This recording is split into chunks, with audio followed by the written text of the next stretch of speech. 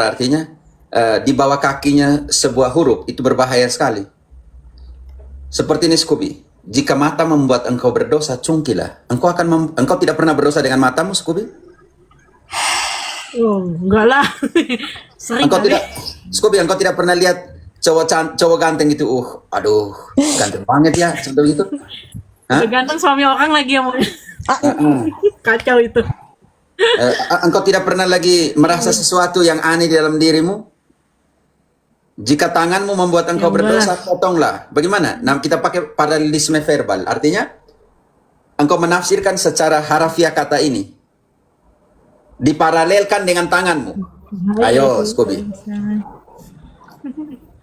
Apa yang terjadi? Bahaya kalau Diparalelkan dengan tanganmu. Jika tanganmu membuat engkau berdosa, potonglah. Lebih baik buntung masuk kerajaan Allah daripada utuh dibuang ke api yang bernyala-nyala. Kalau dalam penafsiran Nggak mau kita juga pakai paralel verbal, artinya kata itu harus diterapkan sesungguhnya secara harafiah, maka tidak semua kita tidak punya mata lagi di dunia ini karena semua kita berdosa dengan mata. Iya. Jangan lupa itu ya. Ini kata penanya di ayat sebelumnya itu si murid menjawab Yesus, biarkan saya menguburkan orang tuaku dulu. Makanya ada jawaban tadi itu, biarlah orang mati menguburkan orang mati gitu. Ya, Ini apakah bisa diartikan harafiah atau gimana? tidak bisa. Jadi mereka yang menyangkal, mereka yang tidak mau datang kepada saya dalam pengertian semuanya itu. Tidak ada hubungan dengan hukum cinta Mungkin kepada orang tua. Orang tuanya ya belum pengikut Yesus gitu kali ya. Makanya penginjil menggunakan teknik yang namanya hiperbolik. Dia menekan sampai orang tua pun, nama radikalisme dalam ikut Yesus dalam pengertian itu. Makanya di situ kita namakan paralelisme makna. Kalau mau ikut Yesus, jangan toleh ke belakang lagi. Apa yang terjadi dengan istrinya Lot? Mau toleh kembali ke masa lalunya semua. Jadi batu niat yang garang. Dalam pengertian itu ayat tidak mengerti, tidak bilang kalian tidak boleh kubur orang tua ya. Bahaya sekali ya. Itu ya, makanya kalau ditafsirkan secara harafiah memang rusak nanti. Iya sih. Belajar Alkitab dalam juga ya berarti ya. Oh susah Nona, tidak mudah. Ditulis dalam bahasa orang lain punya, dalam konteks lain, posisi penulis pada saat itu bagaimana. Dan ingat bahwa Matius ditulis untuk orang-orang Yahudi diaspora. Orang Yahudi yang kenal baik tentang hukum Taurat. Makanya di Matius punya, contohnya Matius 28:19, pergi dan baptis dulu, setelah itu ajarkan. Orang Yahudi harus disunat dulu, setelah itu diajarkan hukum Allah. Sedangkan Markus punya beda, dia bukan untuk orang Yahudi, makanya dia bilang kamu bertobat dulu, kamu tinggalkan hidup lamamu dan dibaptis. Di Matius punya baptis dulu baru ajarkan. Di Markus punya ajarkan dulu baru orang percaya baru baptis. Dinamika berbeda karena situasi historis dan tujuan komunitas berbeda. Makanya tidak bisa baca Markus tanpa melihat. Romo, saya izin doa malam sebentar ya. Oh ya, 10 menit. silakan. Tapi perjanjian lama sebenarnya masih berlaku nggak ya? Mau ya kan itu sudah digenapi oleh Yesus, tapi masih berlaku ya gitu ya kalau ditanya ya? Masih berlaku bagi orang Yahudi, tetapi bagi orang Kristen harus pegang dua-dua karena yang menggenapi perjanjian baru, lama adalah perjanjian baru. Bagaimana yang ada dalam perjanjian baru kalau tidak ada perjanjian lama? Bisa mengerti Nona? Iya. Iya. Bayangkan tidak ada kalau orang bilang kalau bikin kegenapan dari mana? Untuk kesatuan ya, Romo. Ya. Bisa dipisahkan kan? Nggak bisa Kalau ada orang dipisahkan. bilang kan udah digenapi berarti udah nggak bisa dipakai lagi, itu salah banget ya. Sayang sekali kalau tidak ada perjanjian lama. Kita tahu dari mana kalau itu semua kegenapannya?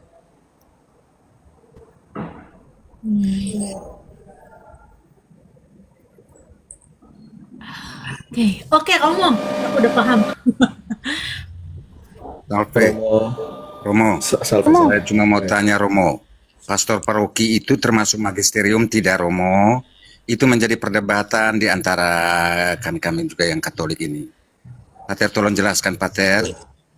Magisterium itu. Satunya suksesi apostolik. Satunya pengajaran. Seorang imam akan mengajar sesuai dengan apa yang dikatakan oleh gereja.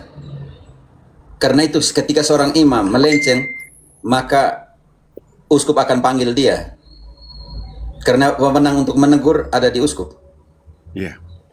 Tapi termasuk magisterium tidak, Pater? Untuk Magisterium dalam pengertian apa? Dalam mengajar, dia bisa mengajar. Magisterium dalam hal apa? Dalam pengambilan keputusan, dia punya kolegium sendiri, kolegium episkopal, atau kolegium kardinales. Makanya magisterium, dari kata magister, guru, magisterium pengajaran. Makanya pertanyaan saya di sini, dalam hal pengambilan keputusan atau dalam hal mengajar? Kalian harus mengerti itu dulu. Maksud engkau, Om Antonis, dalam hal apa dulu? Ya, Pater, karena begini, maaf ya, Pater. Memahami KGK itu juga butuh tafsir ya, Pater ya. Karena dalam bentuk narasi yang butuh penafsiran itu KGK itu. Jadi kan banyak yang bertanya-tanya juga, maka di dalam sesama Katolik juga bingung-bingung kita. Sebenarnya pastor paroki itu termasuk magisterium tidak? Pertanyaannya begitu, Pater? Atau siapa saja yang dikatakan magisterium? Dia berhak mengajar. Jadi berarti termasuk ya, Pater? Maksudnya dalam hal mengajar, ingat, mengajar. Dan kalian semua harus imam bisa mengajar. Dalam Katekismus 1285, setelah konfirmasi, setelah krisma, ya, untuk krisma melengkapi pembaptisan, dan setelah krisma, semua yang setelah menerima krisma diwajibkan untuk membela dan menyebarluaskan imannya. Itu mandat KGK untuk semua orang Katolik yang setelah krisma. Dengan cara seperti apa? Ya, dengan salah pengajaran. Makanya harus dilihat dalam pengertian ini. Engkau mengajar, hak mengajar, atau hak pengambilan keputusan. Magisterium dalam pengertian apa? Karena dalam mengajar, Romo. Termasuk Romo, mengajar, apostolik. termasuk menafsir tidak ya, Romo? Romo, maaf. Termasuk menafsir kitab suci termasuk atau tidak? Berarti kami yang khotbahnya kami tidak tafsir kah? Nah, itulah makanya berarti pastor paroki termasuk Bukan soal pastor paroki, semua semua imam. pastor, Semua imam. Imam tertahbis. Ya. Baik. dalam pengertian itu. Berarti kami khotbahnya kami tidak tafsir. Iya. Iya, Romo. Semua Ya, imam. terima kasih.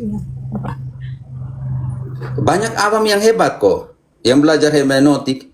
Tapi persoalan di sini, kalian setia kepada gereja atau tidak? Jangan sampai setelah kalian belajar menafsirkan semua kan jangan jadi sombong Ya. dan merasa diri lebih. Persoalan ada di situ. Pak Gea pintar tuh. Ya, terima kasih, Pater. Saya dari Momere, Pater. Saya dekat Yo. dari Rodi. Ya. Di mana? Saya di Hepang, Pater, di pertigaan yang mau belok ke Lela tuh. Oh kan ya? Apa kios Ya. itu? Iya, orang klinik ya, Moang. Orang klinik Oh ya. klinik baru ya? Nane pak klinik. Nane ba, Moang. Mau nggak mau merek atau apa ya? Atau Momere, aku Asli apa? psikiater. Asli apa Mio? Asli Momere Lelai, Pater. Oh kan ya? Mama wata sika. Mama Sika ya. atau Sika koting, nak- bapak. Mama koting, bapak yang Lela. Kan ya. Mama atas keturunan Sika Natergahar, Bidara semua. Natergahar war berung ya. Ya kan ya, Wair Berung Natergahar, SDK Bidara semua itu keluarga semua. Ai Pater. Pater tahun berapa selesai Dedalero ya? 2007, 2008. 2007. Wih, saya masih di Jakarta. Wih, Pater masih muda ya, Pater. Itu Arab putih. Mama orang mau mere, bapak orang mau nuri. Oh, Mak Onori. Mama paham apa, Pater?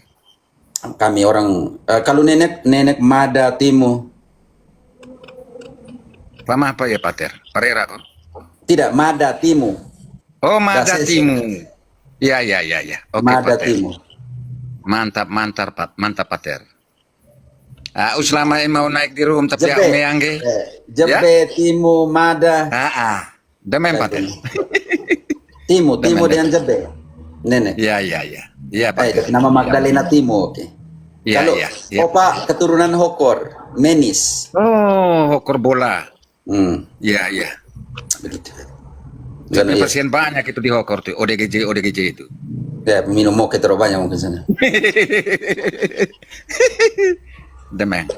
Dah emang. Tapi kalian yang awam nih harus belajar supaya bisa mengajar ya. Kalau tidak bagaimana?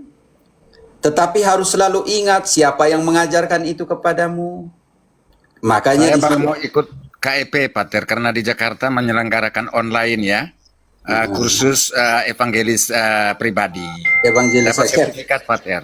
Dapat sertifikat. namanya kursus evangelisasi pribadi. Ya, Katolik kau bantu dulu 2 Timotius 3 ayat 14.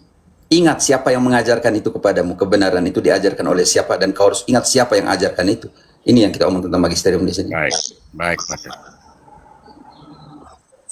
Bantu dulu. 2 Timotius 3 ayat 14. Oke. 2 Timotius 3 14.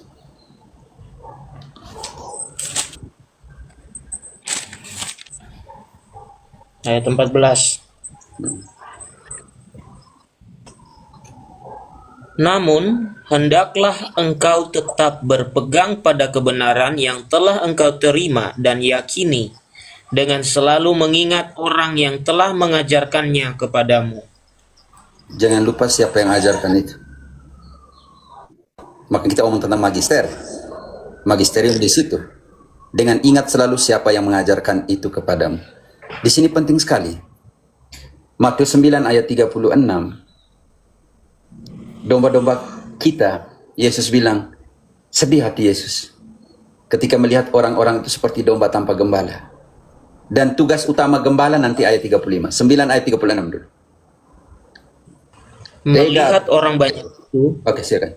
Melihat orang banyak itu, tergeraklah hati Yesus oleh belas kasihan kepada mereka, karena mereka lelah dan terlantar seperti domba yang tidak mempunyai gembala. Saudara-saudariku imam awam Katolik, jangan lupa ayat 35. Ayat 36, domba-domba tanpa gembala. Makanya Yesus buat apa ayat 35? Yesus berkeliling ke semua kota dan desa.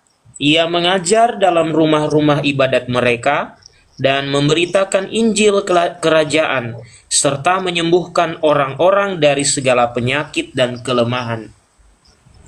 Supaya umat jangan seperti domba tanpa gembala, maka tugas utamamu adalah mengajarkan.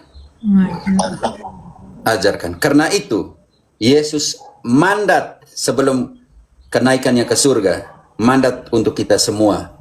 Khusus yang magisterium ini, jangan lupa. Dia katakan kepada para rasul, Matius 28 ayat 20. Mengajar atau tidak mengajar? Dan ajarlah mereka melakukan segala sesuatu yang telah kuperintahkan kepadamu. Ketahuilah, aku menyertai kamu senantiasa sampai akhir zaman. Konsekuensi, kalau kamu mengajarkan apa yang saya perintahkan, aku akan menyertai kalian sampai akhir zaman. Dan dia telah menetapkan di dalam gerejanya pengajar-pengajar ini supaya kita jangan seperti anak kecil yang diombang-ambingkan oleh angin pengajaran. Efesus 4 ayat 10 dari 11.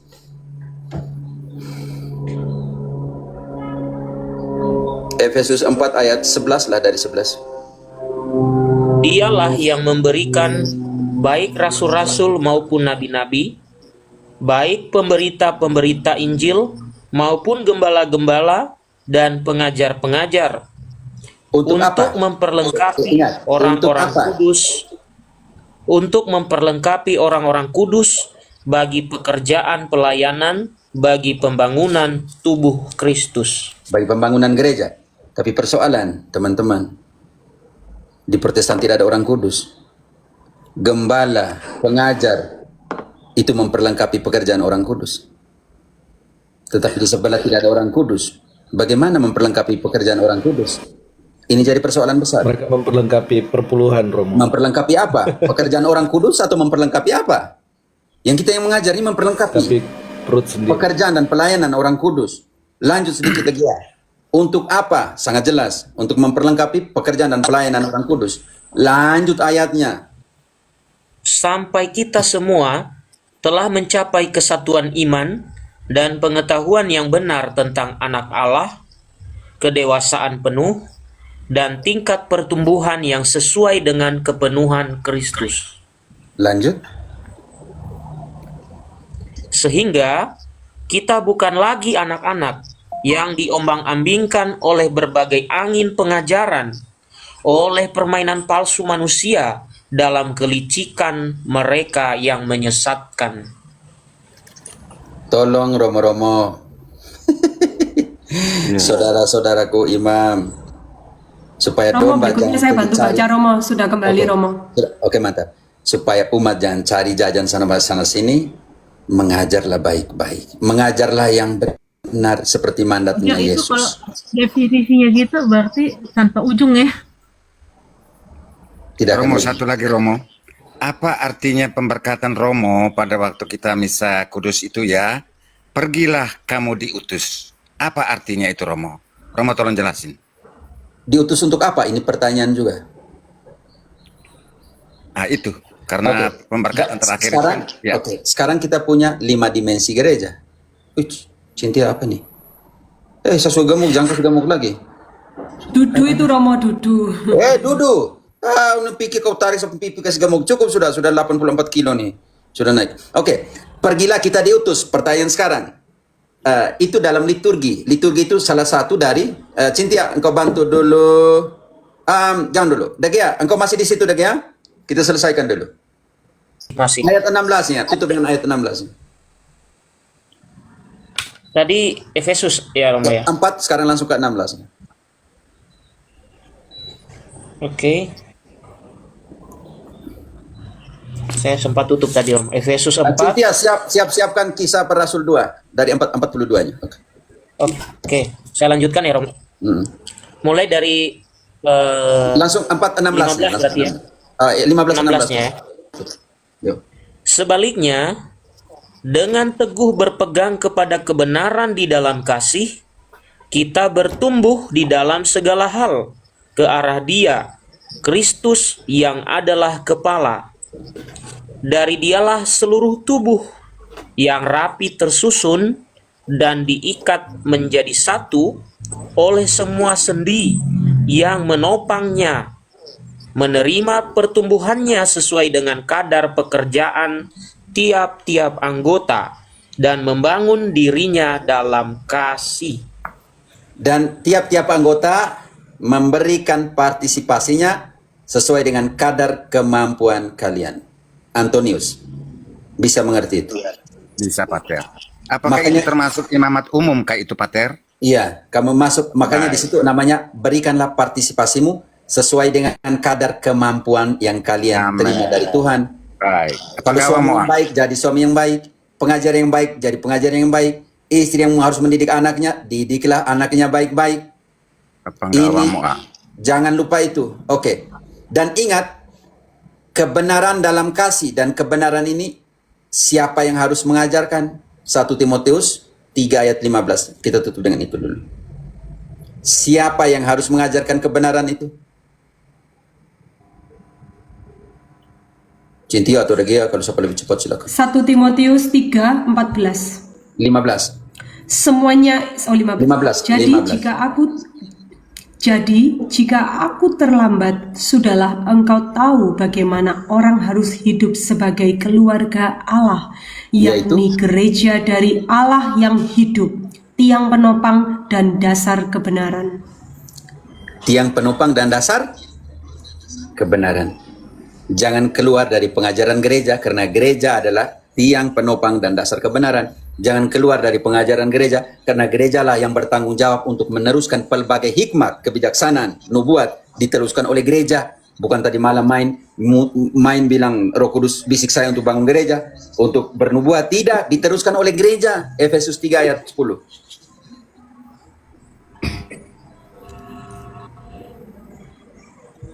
Efesus 3 ayat 10.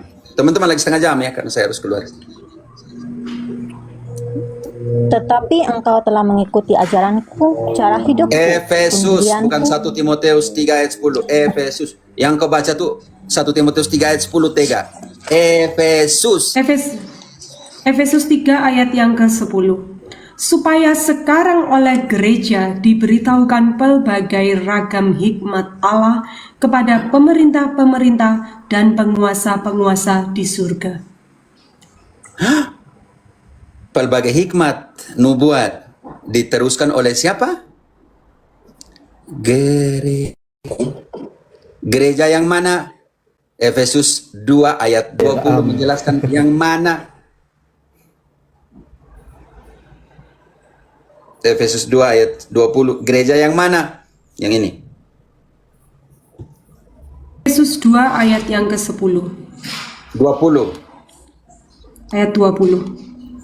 Yang dibangun di atas dasar para rasul dan para nabi dengan Kristus Yesus sebagai batu penjuru. Amin. Bukti historis arkeologis, gereja mana yang mempunyai data para rasul? Gereja mana secara historis arkeologis membuktikan bahwa dia dibangun di atas dasar para rasul? Contoh paling nyata, kubur-kubur para rasul dijaga oleh siapa? Katolik, Romo. Kalau Selesai. Protestan nggak ada di tanah suci Yerusalem. Selesai. Bukti nyata dibangun di atas dasar para rasul, yaitu bukti historis dalam waktu, bukti historis dalam konteks, bukti historis yang dibuktikan oleh arkeologis.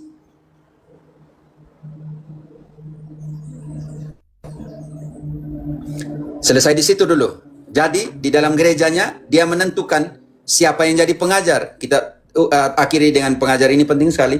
1 Korintus 12 ayat 28. Jadi Tuhan yang menentukan sendiri, di dalam gerejanya ada pengajar. Makanya tidak bisa yang namanya auto pengajar. Saya atau autodeterminasi. Saya adalah pengajar tadi malam, saya Roh Kudus bisik. Di kitab suci bilang gereja yang menentukan siapa yang jadi pengajar, yang memberikan otorisasi. 1 Korintus 12 ayat 28. Sebab kepada yang seorang roh memberikan karunia untuk 1 berkata-kata Korintus. dengan hikmat. 1 Korintus 12 kan dong? 1 Korintus 12 Iya, ayat benar. 28. 20. Oh, 28. Oke. 8. Dan Allah telah menetapkan beberapa orang dalam gereja. Pertama sebagai rasul, 2. kedua sebagai nabi, Ketiga. ketiga sebagai pengajar. Tahan dulu Cynthia. Selanjutnya, Tahan dulu Cynthia. Artinya engkau jangan mengangkat diri sebagai pengajar tanpa gereja yang memberikan otorisasi.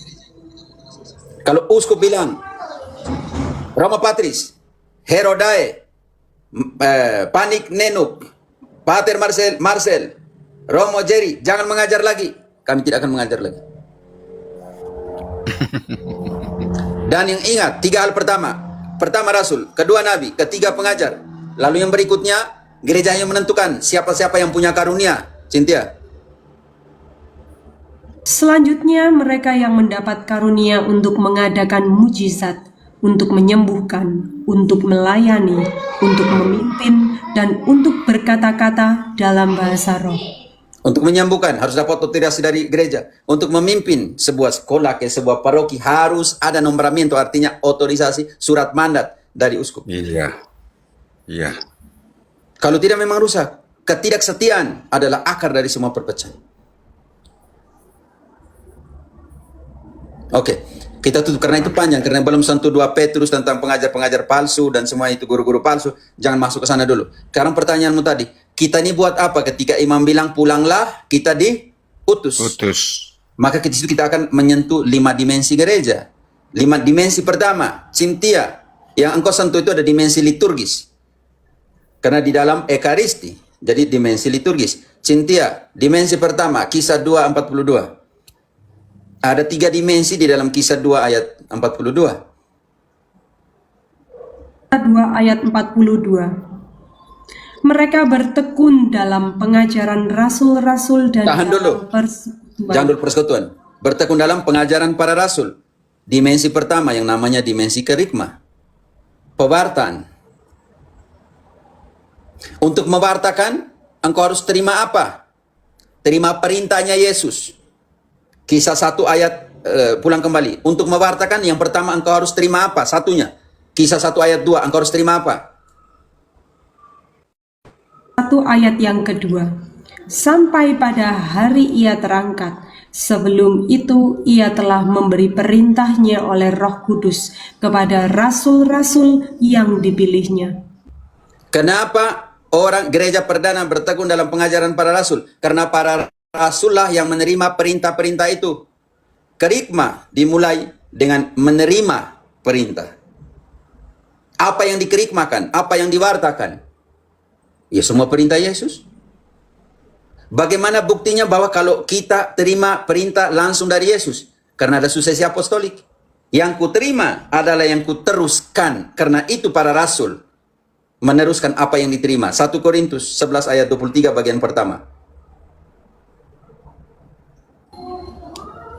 Kalau tidak ada suksesi, kita tidak tahu bahwa ini punya kesetiaan kepada perintah yang diberikan Yesus atau tidak. 1 Korintus 3. 1 Korintus 11 ayat 23. 1 Korintus 11 ayat 23. Bagian pertama. Sebab apa yang telah kuteruskan kepadamu telah aku terima dari Tuhan, yaitu bahwa Cynthia. Tuhan Yesus. Cynthia, cukup. Di situ paradosis. Setia artinya Paulus bilang begini, yang kuteruskan itulah yang kuterima. Makanya gereja perdana di dalam dimensi pertama gereja, kerikma, setia bertekun kepada pengajaran para rasul. Kenapa bertekun? Karena mereka lah yang menerima perintah-perintah itu. Kalau tidak ada suksesi apostolik, suksesi kerasulan, bagaimana kita tahu bahwa kita setia kepada perintah yang diterima oleh para rasul dari Yesus? Karena itu dalam 2 Tesalonika 2:15, Paulus bilang keras sekali kepada Tesalonicenses atau Tesalonika, orang-orang di Tesalonika. Tesalonika 2 ayat yang ke-15. Sebab itu berdirilah teguh dan berpeganglah pada ajaran-ajaran yang kamu terima dari kami, baik secara lisan maupun secara tertulis. Karena itu bertekunlah, setialah kepada pengajaran yang kami berikan kepadamu, baik lisan maupun tertulis. Karena yang kami ajarkan, yang kami teruskan adalah yang kami terima dari Tuhan, kata Paulus. Makanya kembali ke Kisah 2 ayat 42 bagian pertama. Gereja perdana bertekun kepada apa? Kerikma. Cynthia. Tadi Romo Kisah 2 ya. Kisah 2 42. Itu di situ prinsip utamanya di situ ayat ini. Kisah 2 ayat yang ke-42. Bagian pertama saja yang tadi yang kau baca. Mereka bertekun. Mereka bertekun dalam pengajaran rasul-rasul dan dalam persekutuan. Jangan dulu. Baru pertama aja. Bertekun dalam pengajaran para rasul atau dalam kerikma yang kita namakan itu. Bahasa terminologi teknisnya, kerikma. Oke, kerikma ini, pewartaan ini membawa mereka yang kepada dimensi kedua. Engkau baca itu. Cynthia, dimensi kedua itu ya setelah Dalam pengajaran rasul, ya, mereka bertekun dalam pengajaran rasul-rasul dan dalam persekutuan. Tahan dulu, dalam persekutuan. Kerikma membawa kita kepada dimensi kedua yang namanya koinonia, persekutuan. Pewartaan itu bukan membuat orang keluar dari gereja. Pewartaan itu bukan dia harus bangun dia punya denominasi. Pewartaan itu membuat dia masuk ke dalam koinonia, persekutuan. Seperti yang dibuat oleh Paulus setelah dia bertemu dengan Yesus. Setelah dia diwartakan langsung oleh komunitas Damsik. Dia pergi untuk bergabung dengan para rasul. Kisah 9 ayat 26. Dia pergi kemana? Untuk apa dia pergi ke sana? ayat yang ke-26. Setibanya di Yerusalem, Saulus mencoba menggabungkan diri kepada murid-murid, tetapi semuanya takut kepadanya karena mereka tidak dapat percaya bahwa ia juga seorang murid. Tetapi dia bergabung dan tinggal atau tidak, lanjut. Barnabas bawa dia ke sana untuk bergabung. Tetapi Barnabas menerima dia dan membawanya kepada rasul-rasul dan menceritakan kepada mereka bagaimana Saulus melihat Tuhan. Sudah, Cinti. Artinya, Paulus tidak buka denominasi baru. Paulus pergi dan bergabung dengan para rasul. Sangat jelas kisah para rasul membawa itu kepada pemahaman tentang koinonia, persekutuan. Sebagai dimensi kedua. Dimensi ketiga, setelah di dalam persekutuan itu kita merayakan apa? Cynthia, lanjut. Yang 242 tadi, faktor ketiga, dimensi ketiga. Setelah pertekun pengajaran para rasul, persekutuan yang ketiga adalah Ayat apa tadi Romo, kisah para rasul? 242, engkau harus taruh di situ. Kita akan kembali selalu ke sana. Kisah para rasul 2 ayat yang ke-42. Mereka bertekun dalam pengajaran rasul-rasul dan dalam persekutuan, dan mereka selalu berkumpul untuk memecahkan roti dan berdoa. Ini pemecahan roti dan berdoa, dimensi yang ketiga yang namanya dimensi liturgi. Yang tadi Om Antonius tanya, pulanglah dalam damai, kalian diutus. Diutus untuk apa? Karena kita masuk dalam dimensi liturgi, nanti kita lihat diutus untuk apa. Yang pertama, dimensi ketiga itu, dimensi penting sekali. 3 dimensi telah kita omong. Dimensi kerigma, koinonia, masuk dalam persekutuan, pengajar membuat orang masuk dalam persekutuan, bukan untuk bangun denominasi. Di dalam persekutuan, mereka merayakan liturgis, doa dan pemecahan roti. Dan setelah doa dan pemecahan roti ini, dalam persekutuan itu mereka buat apa? Ayat 44-nya. Cynthia. Dan semua orang yang telah menjadi percaya tetap bersatu, dan segala kepunyaan mereka adalah kepunyaan bersama. Semua orang yang percaya tetap bersatu. Protestantisme ini percaya atau tidak percaya karena mereka terpecah-pecah dalam denominasi. Artinya belum percaya. Karena semua orang percaya tetap bersatu. Dan di dalam persatuan setelah merayakan liturgis itu, mereka melayani dengan apa yang mereka punya. Maka dimensi yang kita namakan setelah liturgi, setelah engkau keluar, tadi Antonius tanya, saya buat apa? Saya diutus. Di sinilah dimensi diakonia. Melayani, pelayananmu di dalam masyarakat, di dalam tengah keluargamu, kamu buat apa di sana? Dimensi diakonianya di mana? Dalam kehidupan politik. Walaupun secara struktur hierarkis kami tidak bisa masuk ke dalam dunia politik, tapi gereja harus mempersiapkan awam-awamnya untuk terjun juga ke dalam dunia sosial politik. Benar. Pelayananmu. Dan ketika engkau melayani, ayat 47. Apa yang terjadi ketika engkau melayani? Ada dimensi lain. Ayat yang ke-47. Sambil memuji Allah dan mereka disukai semua orang, dan tiap-tiap hari Tuhan menambah jumlah mereka dengan orang yang diselamatkan. Sambil memuji Allah dan orang-orang menyukai mereka. Artinya kita masuk ke dalam dimensi martiria, kesaksian hidup. Ketika engkau melayani, engkau juga memberikan martiria, engkau juga memberikan kesaksianmu sebagai orang Kristen. 5 dimensi itu. Kerikmah, pengajaran, pewartaan, untuk apa? Untuk koinonia, untuk persekutuan, bukan untuk bangun denominasi. Di dalam persekutuan melayakan liturgi. Setelah liturgi engkau melayan diakonia, di dalam pelayanan itu engkau memberikan martiria, kesaksianmu. Penting sekali. 5 dimensi gereja. Lengkap. Ya, tadi engkau tanya, saya bilang untuk apa ya? Kalau masuk langsung diakonia tapi tidak tahu bahwa diakonia dan martiria lahir dari mana, memang tidak bisa. Apa enggak awam Berarti Romo, kalau orang merasa dia dikaruniai untuk bisa menjadi seorang pengajar, bukan berarti dia memiliki otoritas untuk membuka gereja sendiri kan Romo, dan menamai dirinya pendeta. Autodenominasi Tidak namanya. bisa ya Romo. Paulus saja masuk ke dalam persekutuan. Lalu yang harus dilakukan mereka apa ya Romo, ketika dia merasa bahwa Tuhan bicara pada saya bahwa saya harus buka gereja dan mengajar? Tidak ada ayat. Coba Matius 24 ayat 23 sampai dengan 25. Matius Saya 23 buka ayat demo nih, 26. sembarang seandainya ini. Saya ini mau dosa, betapa besarnya dosa saya tidak mungkin akan menyangkal keluar buat denominasi hanya karena sakit hati. Buat apa? Ya besok lusa kau ambil jalan lain, ya ambil jalan lain tanpa harus keluar dari gereja Katolik. Santo Paulus bilang kalau yang mau bertahan ya bertahan, kalau tidak bisa ya sudah dengan cara lain, tapi tetap dalam hal yang satu. Kalau mereka bilang begitu, Yesus sudah menubuatkan tentang guru-guru palsu, tentang antikristus, tentang mesias-mesias palsu. Matius 24 ayat 23 sampai dengan 25. Yesus sudah mengingatkan kita.